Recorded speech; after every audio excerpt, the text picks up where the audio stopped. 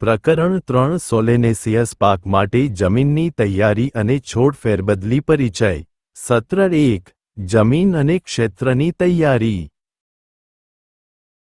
પરિચય છોડ માટે જમીન એ સૌથી મહત્વપૂર્ણ અને સરળતાથી ઉપલબ્ધ માધ્યમ છે. રાસાયણિક અને ભૌતિક ગુણધર્મોના આધારે જમીનને વિવિધ પ્રકારમાં વર્ગીકૃત કરવામાં આવી છે. જમીન છોડ માટે પોષક તત્વો અને ભેજ પૂરો પાડે છે, જે તેમના વિકાસ માટે જરૂરી છે. જમીનનું પોષક મૂલ્ય જાળવવા માટે ઘણીવાર તેમાં કુદરતી અને કૃત્રિમ ખાતર ઉમેરવામાં આવે છે, જે છોડ માટે પોષક તત્વો અને ઉત્પાદકતા જાળવી રાખે છે અને જમીનની ફળદ્રુપતામાં વધારો કરે છે. પાક અને જમીનને જોખમોથી બચાવવા માટે હંમેશા સારી રીતે ખાતરનો ઉપયોગ કરવાની ભલામણ કરવામાં આવે છે. ખાતરનો ઉપયોગ કેમ અને કેટલા પ્રમાણમાં કરવો એ જમીનની ચકાસણી અને નિષ્ણાતોના અભિપ્રાયને આધારે નક્કી કરી શકાય છે. જ્યારે જમીનને પાકની ખેતી માટે તેમાં રહેલા માટીના ઢેફા ભાંગી સમતળ કરવામાં આવે, તેને જમીનની તૈયારી કહેવાય છે. ખેતી માટે જમીન તૈયાર કરવા માટે વિવિધ અદ્યતન સાધનો અને ઉપાયોનો ઉપયોગ કરવામાં આવે છે, જ્યારે પાણીની જરૂરિયાત સિંચાઈ દ્વારા પૂરી કરવામાં આવે છે. મોટા ભાગના સોલેનેસિયસ શાકભાજી પાક, બીજ અને રોપાઓ દ્વારા જરૂરિયાત પ્રમાણે મુખ્ય ક્ષેત્રમાં યોગ્ય અંતરે ફેરબદલ કરવામાં આવે છે. રોપાઓ નબળું પ્રકાંડ ધરાવતા હોવાથી ફેરબદલી અને રોપણી દરમિયાન તેને ખાસ કાળજીની જરૂર પડે છે. સત્ર 1 જમીન અને ક્ષેત્રની તૈયારી જમીનની વ્યાખ્યા જમીન એ લેટિન શબ્દ સોલમ પરથી ઉતરી આવેલો છે. પૃથ્વીના પોપડાની સૌથી ઉપરની સપાટીને જમીન તરીકે વ્યાખ્યાયિત કરવામાં આવે છે, જેનું નિર્માણ ખડકોમાં હવામાનના લીધે થતા ખવાણના પરિણામે થાય છે, જેમાં છોડ અને જીવનના અન્ય સ્વરૂપો વિકાસ પામે છે અને સમૃદ્ધ થાય છે.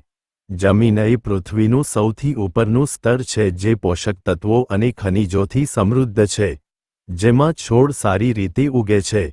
માટી એ ખનિજો 45થી 50%, કાર્બનિક સંયોજનો 0.5-5%, પાણી 25% અને મોટા પ્રમાણમાં છોડ, પ્રાણીઓના અવશેષો અને સૂક્ષ્મજીવોની બનેલી છે. જમીનનું મહત્વ માટી છોડને પોષક તત્વો પૂરા પાડે છે, જે તેમની વૃદ્ધિમાં મદદ કરે છે. તે તેમના મૂળને આધાર આપી વૃદ્ધિ પામતા છોડને ટેકો પૂરો પાડે છે. તે લાંબા સમય સુધી ભેજ અને પાણીને જાળવી રાખે છે અને ઘણા સૂક્ષ્મ અને મોટા સજીવોને રહેઠાણ પૂરું પાડે છે. જમીન તેની અંદર અથવા તેની ઉપર રહેતા જીવંત પ્રાણીઓને ગરમી, હવા અને પાણી પૂરું પાડે છે. તે દેશનું સૌથી મહત્વપૂર્ણ કુદરતી સંસાધન છે. જમીનનો પ્રકાર ભારતમાં વિવિધ પ્રકારની જમીન જોવા મળે છે, જેને તેમના રંગ અને લાક્ષણિકતાઓના આધારે વર્ગીકૃત કરી શકાય છે. ભારતમાં જોવા મળતી જમીનના પ્રકાર નીચે મુજબ છે.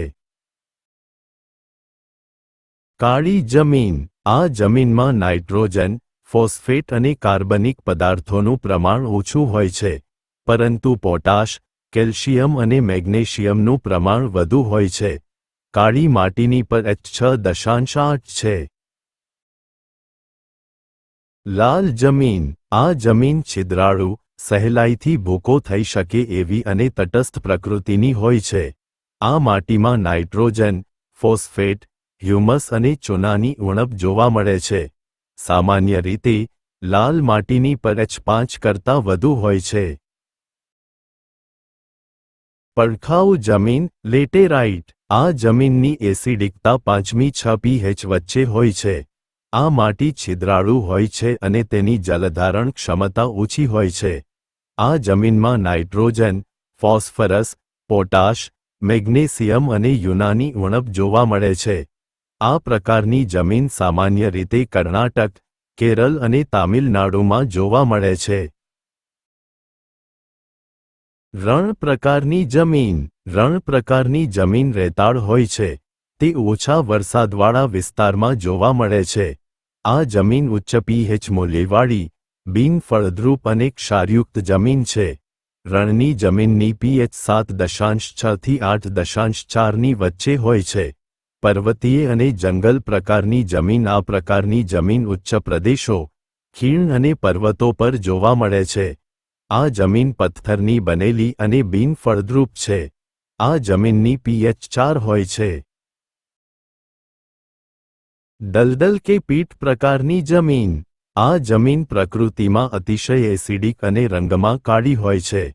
આ જમીનમાં વધુ પડતા ભેજની હાજરીને કારણે મૃત વનસ્પતિના ભાગો સડવાથી ઉપરના સ્તરની રચના થાય છે, જે આંશિક વિઘટન પામેલા કાર્બનિક પદાર્થ ધરાવે છે. જમીનના કણો. જમીનના કણો જેવા કે રેતી, ખનિજ અને માટીને તેમના કદ મુજબ વર્ગીકૃત કરવામાં આવે છે. માટીના કણો એકસરખા માપના અને 0.002 મિલીમીટર વ્યાસથી નાના હોય છે. ગોરાડુ માટીના કણો 0.002 થી 0.02 મિલીમીટર વ્યાસના હોય છે, જ્યારે કાંપના કણો 0.02 થી 2.0 મિલીમીટર વ્યાસ ધરાવે છે. રેતી, કાંકરી અથવા પથ્થરોના કણો 2 મિલીમીટર કરતાં મોટા હોય છે. મોટા ભાગની જમીનમાં રેતી, કાંપ અને માટી જુદા જુદા પ્રમાણમાં મિશ્ર હોય છે. આકૃતિમાં બતાવ્યા પ્રમાણે સેન્દ્રિય પદાર્થ, પાણી, ચીકણી માટી, ઝીણી રેતી, મોટી રેતી. કોષ્ટક 3.1 જુદી જુદી જમીનમાં રેતી, કાંપ અને માટીનું પ્રમાણ. જમીનનો પ્રકાર: રેતી, કાંપ, માટી, રેતાળ ગોરાડુ 50 થી 80, 0 થી 50, 0 થી 20, ગોરાડુ 30 થી 50, 30 થી 50, 0 થી 20, માટીયાળ ગોરાડુ 20 થી 50, 20 થી 50, 20 થી 30. જમીન પરીક્ષણ. જમીન પરીક્ષણ એ જમીનની ફળદ્રુપતા નક્કી કરવા માટેની એક પદ્ધતિ છે, જેથી પોષક તત્વોના અભાવ સંદર્ભે યોગ્ય ભલામણો કરી શકાય છે અથવા માટીમાં પોષક તત્વો ઉમેરી જમીનની ફળદ્રુપતા પુન પ્રાપ્ત કરી શકાય છે. સંપૂર્ણ જમીન પરીક્ષણ માટે નીચે મુજબના 3 મૂળભૂત પગલાં છે. a. માટીનો નમૂનો. b. માટી પરીક્ષણ. c. જમીન પરીક્ષણ અર્થઘટન અને ખાતર માટેની ભલામણો. જમીન પરીક્ષણ કેમ જરૂરી છે? નીચેના ઉદ્દેશોને પૂર્ણ કરવા માટે જમીન પરીક્ષણ કરવામાં આવે છે. a. માટી ઉત્પાદકતા મૂલ્યાંકન અને સુધારણામાં મદદ. b. જમીનની પ્રકૃતિ નક્કી કરવા માટે ક્ષારયુક્ત, બેઝિક, એસિડિક વગેરે અને સુધારાત્મક પગલાં લેવા માટે. c. ખાતરનો યોગ્ય પ્રકાર અને જથ્થો નક્કી કરવામાં મદદ કરે છે. d. જમીનની સ્થિતિ વિશે માહિતી આપે છે, જેથી જરૂરી પોષક તત્વો અને અન્ય વ્યવસ્થાપન પદ્ધતિઓ વડે જમીનને સુધારી શકાય. માટીના નમૂના. ખેતરમાં વિવિધ યાદચ્છિક સ્થાનો પસંદ કરી જમીનની નળી, ખુરપી અને બીજા સાધનો વડે માટીના નમૂનાઓ લેવામાં આવે છે. ખેતરમાં પસંદ કરેલી જગ્યાએથી 15-20 સેન્ટીમીટર ઊંડા ખાડામાંથી માટી એકત્રિત કરવામાં આવે છે અને એકબીજા નમૂનાઓને સંમિશ્રિત કરવામાં આવે છે. ખેતરમાં શેઢા નજીકથી, તેમજ છાનિયાવાળી જગ્યા, સિંચાઈ નજીકની જમીન, ખાતર આપેલ જગ્યા અને કળણવાળી જમીનના નમૂના લેવામાં આવતા નથી. માટીના નમૂનાને બરાબર મિક્સ કરી કાગળની શુદ્ધ શીટ પર અથવા કાપડના ટુકડા પર ફેલાવવામાં આવે છે. ત્યારબાદ એને લાકડીની મદદથી એક ક્રોસ લાઇન દોરી 4 સમાન ભાગમાં વહેંચવામાં આવે છે અને સામસામે રહેલા કોઈપણ 2 ભાગને મિક્સ કરવામાં આવે છે, જ્યાં સુધી નમૂનાનું ઇચ્છિત કદ 1/2 કિલોગ્રામ જેટલું ન થાય ત્યાં સુધી આ પ્રક્રિયાનું પુનરાવર્તન કરવામાં આવે છે. પછી તેને એક પેપર બેગમાં એકત્રિત કરી ત્યારબાદ પ્લાસ્ટિક બેગમાં પેક કરવામાં આવે છે. આ બેગને યોગ્ય લેબલ આપી, કૃષિ વિભાગની નજીકની જમીન પરીક્ષણ પ્રયોગશાળા જેવી કે ICAR સંસ્થાઓ, KVKS અને માં એક માહિતી શીટ સાથે જમીન પરીક્ષણ પરિણામ માટે મોકલવામાં આવે છે. જમીન પરીક્ષણનું પરિણામ. જમીન પરીક્ષણનું પરિણામ જમીનના વિશ્લેષણના આધારે કોષ્ટકમાં આપવામાં આવેલ માપદંડ અનુસાર જમીનને જુદા જુદા વર્ગોમાં વર્ગીકૃત કરવામાં આવે છે. કોષ્ટક 3.2 જમીનની pHના આધારે વર્ગીકરણ. જમીનનો પ્રકાર. જમીનની pH 1 એસિડિક 7.0 થી ઓછી. તટસ્થ 7.0 તટસ્થથી ક્ષારયુક્ત 7.0 થી 8.5. મધ્યમ ક્ષારયુક્ત 8.6 થી 9.0. ભારે ક્ષારયુક્ત 9.0 થી વધુ. કોષ્ટક 3.3 વિદ્યુત વાહકતાની એક આધારે જમીનનો પ્રકાર. સામાન્ય 1.0 થી ઓછી. અંકુરણ માટે ખરાબ 1.0 થી 2.0. ક્ષાર સંવેદી પાક માટે ખરાબ 2.0 થી 3.0. મોટાભાગના પાક માટે નુકસાનકારક 3.0 થી વધુ. માટી પરીક્ષણ માટે જરૂરી માહિતી પત્રક. ખેડૂતનું નામ, ઓળખ અથવા ખેતર નંબર, નમૂનાની તારીખ, નમૂનાની ઊંડાઈ, ખેડૂતનું સરનામું. જમીનનો પ્રકાર. પિયત, બિનપિયત અને કળણ. સિંચાઈનો સ્ત્રોત. નહેર, કૂવો, ટાંકી વગેરે. ટોપોગ્રાફી. સમતલ, ડાળવાળી, લહેરવાળી. પાકની ફેરબદલી, અગાઉના પાક, આગામી પાક, અગાઉ લાગુ પાડેલ ખાતરની વિગતો અથવા જમીન સુધારાઓ. કોઈપણ અન્ય ટિપ્પણી, ખેડૂતના હસ્તાક્ષર અથવા અંગૂઠાની છાપ. કોષ્ટક 3.4 જમીનમાં પોષક તત્વોની હાજરીના આધારે તેનો ક્રમાંક. હા બરાબર હેક્ટર. પોષક તત્વ. હળવી, મધ્યમ, ભારે. જૈવિક કાર્બન 0.5% થી ઓછું. 0.5 થી 0.75%. હાજર નાઇટ્રોજન 280 kg હેક્ટરથી ઓછું. 280 થી 260 કિલોગ્રામ હેક્ટર. 280 કિલોગ્રામ હેક્ટરથી વધુ. હાજર ફોસ્ફરસ 10 kg હેક્ટરથી ઓછું. 10 થી 25 કિલોગ્રામ હેક્ટર. 25 કિલોગ્રામ હેક્ટરથી વધુ.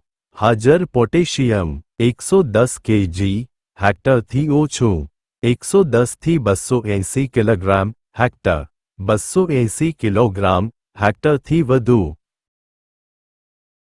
માટી આરોગ્ય કાર્ડ યોજના. આ યોજના ભારત સરકાર દ્વારા ફેબ્રુઆરી 2015માં શરૂ કરવામાં આવી હતી. આ યોજના હેઠળ ખેડૂતોને માટી આરોગ્ય કાર્ડ આપવામાં આવે છે. તે પાક અને ખાતરોમાં હાજર વિવિધ પોષક તત્વો કે જે ખેતર માટે જરૂરી છે તેના વિશે માહિતી સમાવે છે. તે ખેડૂતોને ખાતરો અને અન્ય સંસાધનો દ્વારા પાકની ઉત્પાદકતા સુધારવામાં મદદ કરે છે. પાક જ્યાં લેવામાં આવે છે તે જમીનના નમૂનાઓ એકત્રિત કરવામાં આવે છે અને જમીન પરીક્ષણ લેબોરેટરીમાં પરીક્ષણ માટે મોકલવામાં આવે છે. નિષ્ણાતો જમીનના નમૂનાઓનું વિશ્લેષણ કરે છે અને મહત્તમ પાક ઉત્પાદન માટે યોગ્ય પગલાં સૂચવે છે. જમીનની પ્રકૃતિ અને તેની યોગ્યતાને સમજવા માટે તેમજ ચોક્કસ પાક ઉગાડવા માટે ખેડૂતોના કાર્ડમાં સૂચનો અને પરિણામો દર્શાવવામાં આવે છે. સોલેનેસિયસ પાક માટે ક્ષેત્રની તૈયારી. ક્ષેત્રની પસંદગી. સોલેનેસિસ પાક રેતાળથી લઈને કાળી એમ જુદા જુદા પ્રકારની માટીમાં ઉગાડવામાં આવે છે. સોલેનેસિસ પાકની સફળ ખેતી માટે અને જમીનની ફળદ્રુપતા જાળવવા માટે પોષક તત્વોનો સતત પુરવઠો અને પાણીના નિકાલની યોગ્ય વ્યવસ્થા જરૂરી છે. વહેલા પાકતા પાક માટે રેતાળ જમીન, જ્યારે વધુ ઉપજ આપતા પાક માટે ગોરાડું જમીન પસંદ કરવામાં આવે છે. ટમેટા માટે આવશ્યક માટીની pH 6 થી 7 છે. તે 5.5 pH સુધી અમ્લતા સહન કરી શકે છે. જ્યારે રીંગણા સહેજ એસિડિક જમીન કે જેની pH 5.5 થી 6.8 સુધી હોય તે સહન કરી શકે છે. મરચાની ખેતી માટે જમીનની pH 6.5 થી 7.5 હોવી આવશ્યક છે. ખાસ કરીને સૂકવવા માટેના મરચાં ચોમાસા દરમિયાન ભારે કાળી, કપાસની જમીન પર ઉગાડવામાં આવે છે. જમીનની તૈયારી. જમીનની તૈયારીના ભાગરૂપે યોગ્ય ઊંડાઈ સુધી ખેડ કરવામાં આવે છે. જો માટીના ડેફા ઉબડી આવે તેને ફરીથી ભાંગી જમીનને વાવણી યોગ્ય બનાવવામાં આવે છે, જેના કારણે ખેડૂત નીંદણ વ્યવસ્થાપન, અગાઉ વાવેલા પાકના અવશેષો, પાણી વ્યવસ્થાપન, જમીનમાં હવાની અવરજવર અને બીજી કૃષિકીય પ્રક્રિયાઓ સારી રીતે કરી શકે છે. જમીન તૈયાર કરવાની પ્રક્રિયામાં ખેડ, ડેફા ભાંગવા, જમીન સમતળ કરવી, હળ હાંકવું વગેરેનો સમાવેશ થાય છે. વાવવા માટેની જમીન તૈયાર કરવાની પ્રક્રિયા. વાવણી સારી રીતે થઈ શકે એ માટે જમીનમાં 30 સેન્ટીમીટર કે વધુ ઊંડાઈ સુધી ખેડ કરવી જોઈએ. ત્યારબાદ ડિસ્ક હેરોની મદદથી ચાસ પડવા જોઈએ. જો ખેતરમાં દોરિયા પદ્ધતિથી પિયત આપવાની હોય તો બેડ લિફ્ટરની મદદથી ઊંચા ચાસ બનાવવા. ચાસની ઊંચાઈ કેટલી રાખવી એ જમીનના પ્રકાર, પિયત પદ્ધતિ અને વાવવામાં આવતા પાક પર આધારિત છે. જો ચાસની ઊંચાઈ વધુ રાખવામાં આવે તો જમીનની નિતાર શક્તિ વધે છે, જેનાથી જમીન જલ્દી સૂકી બનતા હવાની અવરજવર વધે છે. તેથી જમીનના કારણે ઉદ્ભવતા રોગોની શક્યતા ઘટી જાય છે. જમીન તૈયાર કરતી વખતે તેમાં ખાતરો પણ ઉમેરવામાં આવે છે. ભારે જમીનની ખેડ કરતા તેમાં ડેફા ઉબડે છે જેને રોલર વડે ભાંગવામાં આવે છે. જો જમીનમાં પૂરતા પ્રમાણમાં ભેજ ન હોય તો વાવણી પહેલા તેમાં પિયત આપવામાં આવે છે. પિયત આપ્યા બાદ તેને કલ્ટિવેટર કે રોટાવેટરની મદદથી ફરીથી ખેડવામાં આવે છે. રોટાવેટરના ઉપયોગથી મોટા ડેફા ભાંગી જાય છે અને પિયત બાદ ઉગેલું નીંદણ દૂર થાય છે. છેવટે સમાર અને રોલર વડે ખેતર સમતળ બનાવવામાં આવે છે, જેમાં ક્યારેક પાવડા, ખુરપી જેવા પરંપરાગત સાધનોનો પણ ઉપયોગ કરવામાં આવે છે. વાવણી માટેની જમીન નીચેના સાધનો દ્વારા તૈયાર કરવામાં આવે છે. ઊંડી ખેડ માટે હળ, ડેફા ભાંગવા માટે રોટાવેટર, હેરો, ખુરપી, પાવડો વગેરે, જમીન સમતળ બનાવવા માટે રોલર, સમાર વગેરે.